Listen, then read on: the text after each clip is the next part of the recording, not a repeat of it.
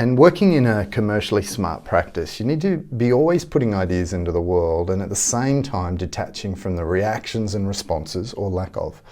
Your job is to do good work, ship your ideas and focus on creating value for others. Now, I know this sounds counterintuitive in a survey-rich, feedback-welcome world. You do need to be open and responsive to feedback, but not directed by the market.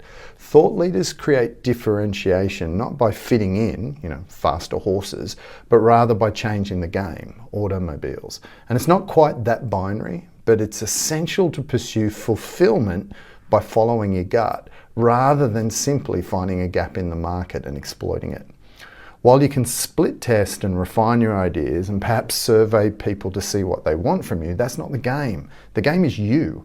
Your lived experience in the world is great speeches, workshops, books, videos, and ideas. It starts with you, and then you connect with your market, your audience, your readers, and your tribe around what you know that they value and, yes, will pay for.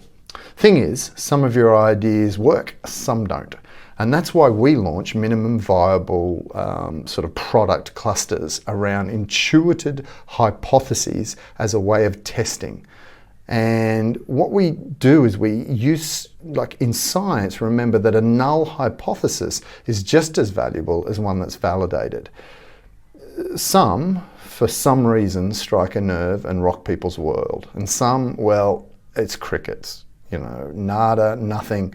And remember, in all of this, regardless of the feedback, it's always your job to create.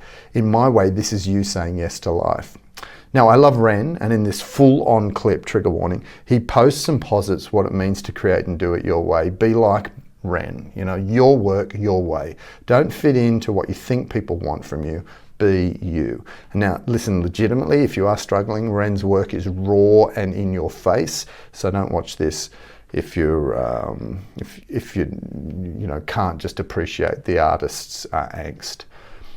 So equally, when you go out in the world and you're being yourself, don't block the energy. Don't tell the world you're exhausted. Don't do therapy on stage or in your blog and call it vulnerable. There's nothing wrong with being vulnerable, but you just don't want to energetically block opportunities when they knock. Sometimes we're so sure we want to do work we love that we say no to the world and we block creative opportunities as they appear.